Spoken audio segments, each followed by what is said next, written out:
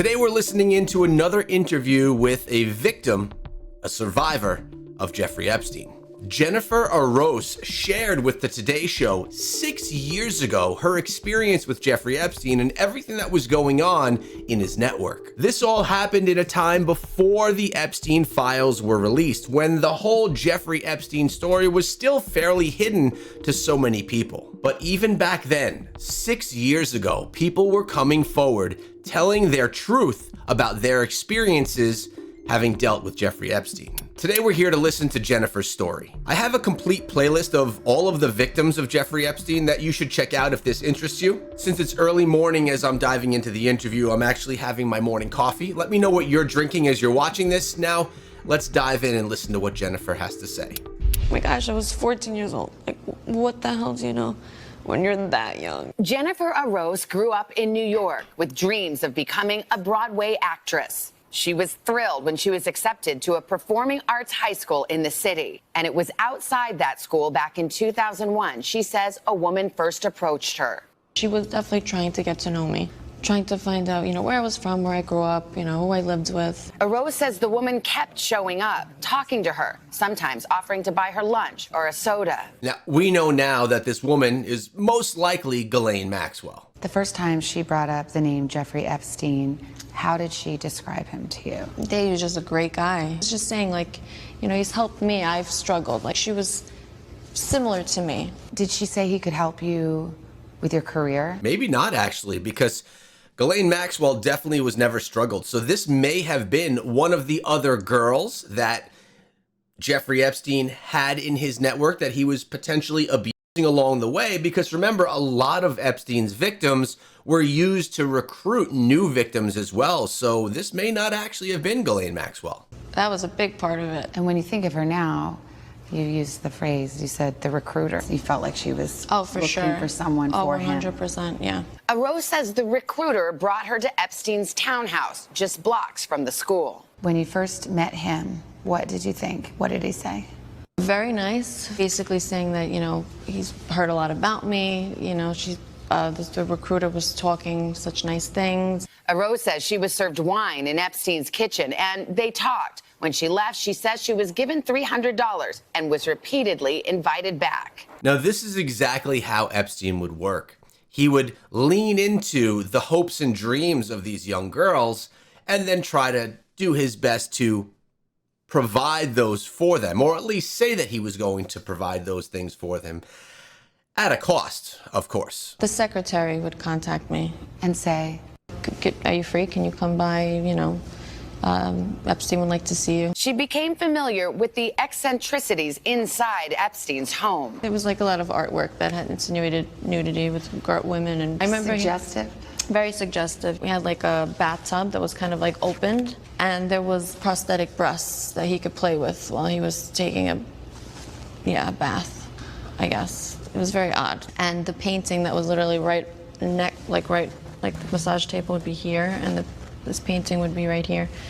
And it was a very pretty naked woman, and he used to always say that I look like her. She says after a few weeks of visits, she was escorted alone to what she says Epstein called his favorite room in the house, the massage room, and things turned physical. Mm-hmm. In that moment, it didn't. At that moment, yes. Strange to you. But at the same time, I was scared too, because I didn't know if he would get angry, so I kind of just followed. I would have just my underwear on, because that's how he liked it. So, and I would just get massages back, and then he would potentially later on turn over and play with himself. Okay, so this is the same exact story that we hear today from survivors and from victims. The same exact story was being told 6 years ago.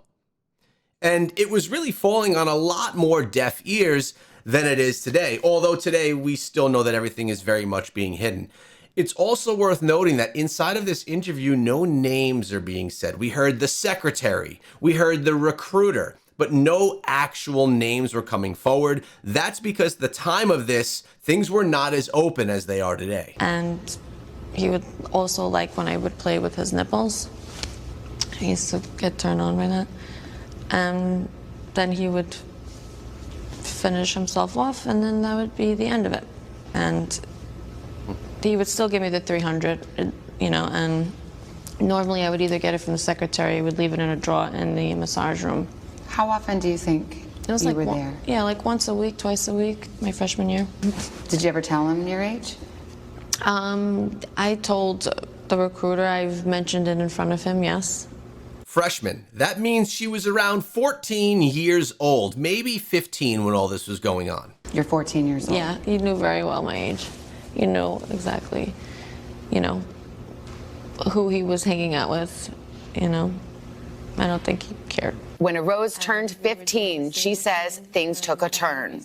You know, just take your underwear off and get on top. And I said I didn't want to.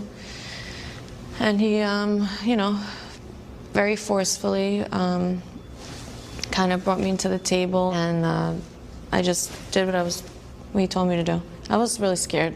I didn't necessarily think that he was, you know, going to rape me. Did he hold you there? Yeah. No question in your mind, he knew you did not want that to happen. Oh, yeah. No, he definitely, yeah. There was no way. I was like,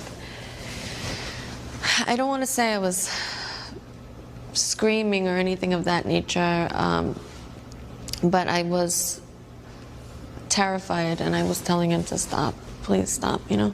And did he? No, he did not stop. He had no intentions of stopping, and that's what he wanted, that's what he got. When you left there, you never went back. After that day, no, I never went back. I was terrified. I was really scared, because I didn't want that to happen again. And you left school. Did you leave the school because it was in the same neighborhood? Yeah, it was so close. In your mind, did you use the word rape? Did you recognize it then No, as rape? no, I don't think I did. I just thought, like, you know, it's my fault. Like, I was like obligated, like that's just what you're supposed to do. So I really did not know better. That's so crazy for at that time, 15-year-old girl to have to understand what to do at that point in time. Did you stop blaming yourself?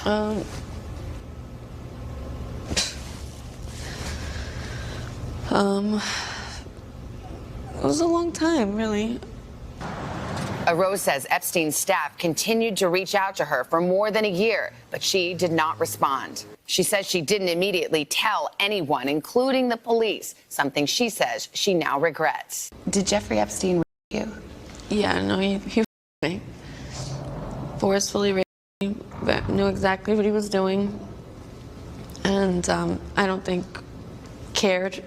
What hurts even more so is that if I wasn't afraid to come forward sooner, then maybe he wouldn't have done it to other girls. I feel really guilty. To this day, I feel really guilty.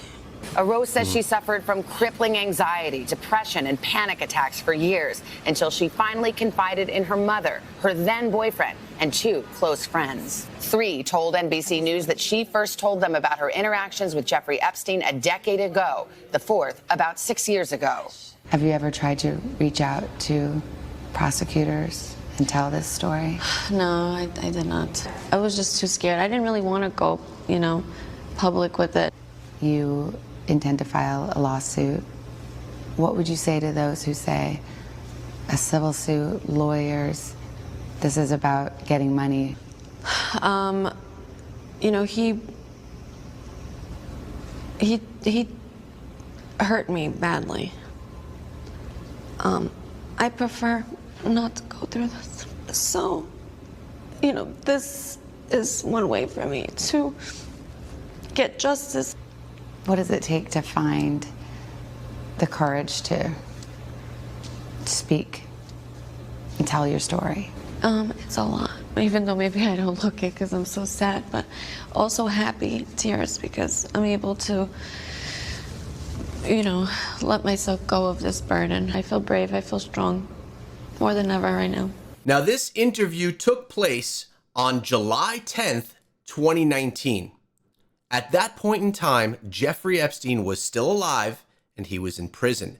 Just 1 month later, on August 10th, 2019, he died in prison, and she never got to see what she was hoping to see, to get some of that resolution.